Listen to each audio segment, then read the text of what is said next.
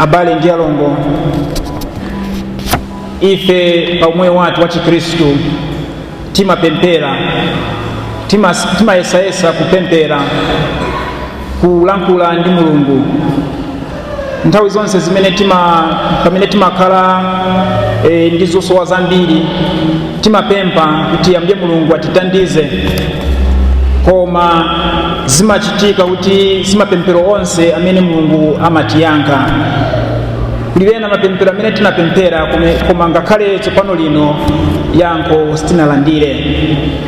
Ndiye timazifunsa kuti nanga bwanji Mulungu sayankha mapemphero athu? Yena amayankha, koma kulinso yena amene Ambuye Mulungu sayankha. Ndiye timapitizabe kumazifunsa nanga bwanji Mulungu sayankha mapemphero onse amene timapereka. Takumbukirani nthawi imene munali kudwazika, kaya ndi m'bale wanu kaya mwana, ndiye munapemphera sana ndi usiku kuti Ambuye Mulungu amuchiritse uja munthu, koma anatisiya.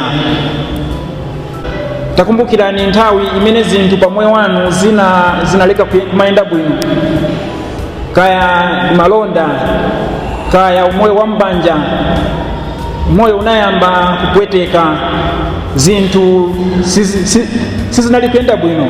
Mwina mwachi ngakhale tsopano lino zinthu zikali zovutavuta, ndiye munapitizabe kupemphera, koma pemphero lanu chioneka ngati silifika kumwamba kuja.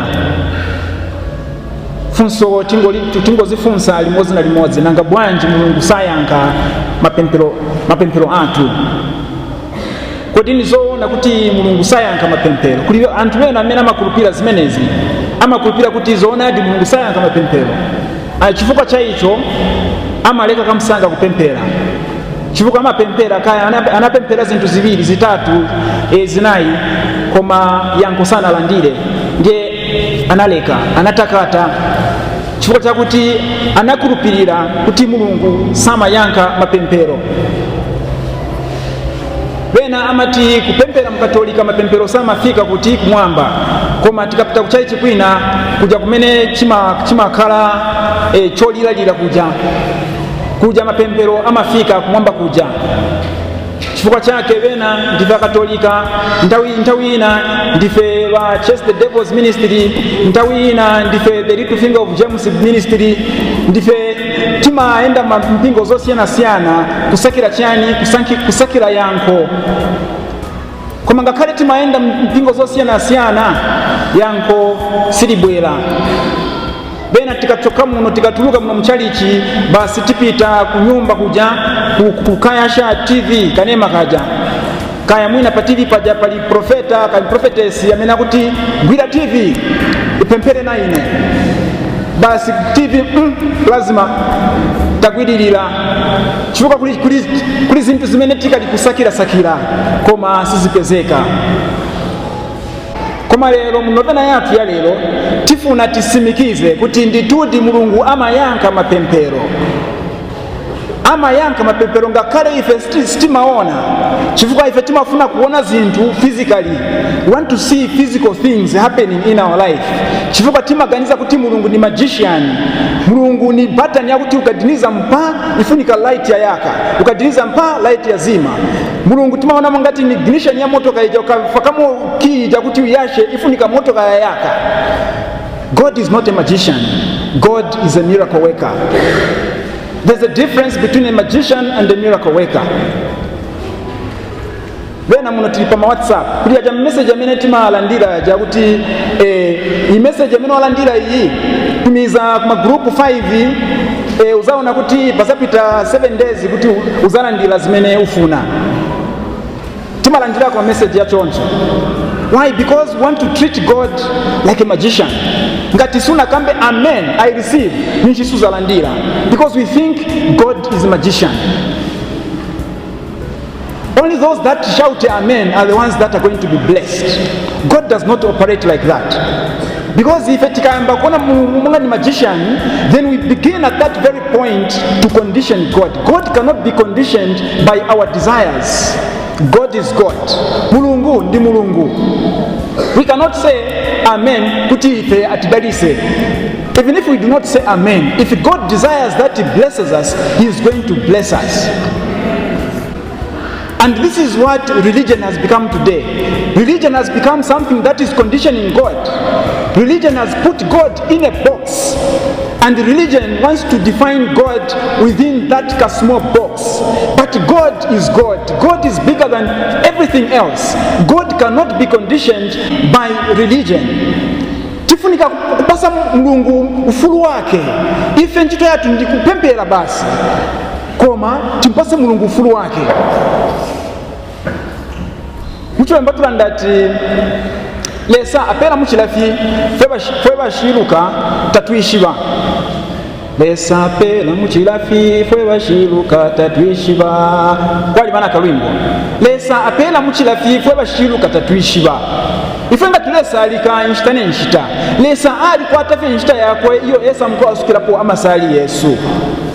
Ejo lesa achita ufuwayo bwakwe tachita ufuwayo bwesu nangu mwasali kukwati umuntu ndetensha apole ngaisa afolya muntu tekubatinshilesa na mipata tukatinshilesa taswike amasali yenu. Lesa achita ufuwayo bwakwe. We cannot condition him, we cannot define him according to our own logic. Lesa achita ufuwayo bwakwe. Kanshi mwine ngate mwakubati palivula bushiku asende ula munine mfwe pakati kesu nishinifo fine ifo kutila fye wenfumu twakutotela pantu alitupeleko imyaka inono iya kuikala no yumuntu. Sometimes we ask a lot of questions, especially when we are experiencing a bereavement. Mwana wa mungono chabe amwalira, mwana mungono kapena wa months chabe amwalira. Then we begin to ask ourselves, why did God give us this child only for a few months? Basi mkutenga. Why? It doesn't make sense. We begin to ask a lot of questions. Chikupira chatu ngati nchofoka mwina timaleka na kupempera kakale matenda mwina matenda ama tigwela osazilika buno bwino menachokera. Nthawi zino tili kunena za COVID-19 imene yapaya abantu dziko lonse lapansi, osati Mzambia chabe muno, dziko lonse lapansi. And the question that all of us are asking is why? Kati bwanji Mulungu sanga chose kwe chintu pa moyo watu chifukwa tavutika. Grace works on nature. If vene wake tena kusamala ndiye pamene Mulungu azatitandiza. If we are careless, then we are going to suffer the consequences of our carelessness. Koma tikali kuzifunsa funso limene lakuti nanga bwanji zinthu zotere zimatigwera. And it seems like God is very far from where we are. But what is prayer? Prayer is a conversation. Prayer is not a platform where we go to watch God performing magic. Prayer is a platform where we go to converse with God. Pempero, tiyela mu pempero ife timapita ukakambirana ndi Mulungu. But it is not only a place where we go to talk to God, we also go there to listen from him. Mwina timafuna chabe kuti ndife tisikamba chabe. Mulungu ndifuna ichi, ndifuna iPhone, ndifuna ndege, ndifuna treni, ndifuna chani. But do you have time to sit and listen to God? Twabenenga amafunde abili lelo aletweba kwa bantu babili, Zakaria na umomushi bantu twamfa mwifunde lya pakubala wishi kwa Samson makaya mchunsu. Samson abantu babili, they share something in common. Zakaria n'omukashi wakwe Elizabeth bayikera emyaka eyingi ukwabula okumona omwana. Banyina nabawishi kwa Samson nabo chimo chini bayikera emyaka eyingi ukwabula okwata omwana. Nindi balese kona kumantu kwebachaba ningumba aba tabakafyale poyo aba nififine nomba mukote bwabo lesa abalanga kisungusho mukote bwabo pantu apa sonto muno wakwalesa umuntu teti afumye poyo lesa nganaso ntapanga natila lelo bushikubobe nishibushikubobe bali mbano limbwati mango taipila pamolelo kwa pia imelo kwa pia na imbi kuti yonse inshita walechula nomba icho wali chipiremu kusalika walesalike nshikupe lesa kushikumo akakusanikila akakupala nokupela icho kabila.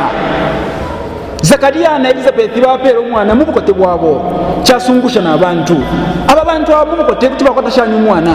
God is a miracle worker. Mwishira mwine bawishina banyina kwa Samson lesa abalanga ine mashako mungu bwabo abapera Samson mubukote bwabo kile tubango ko bati ifyo abantu batontonganya ko bati tetilese achite ifyo lesa esa mukuchita pantu.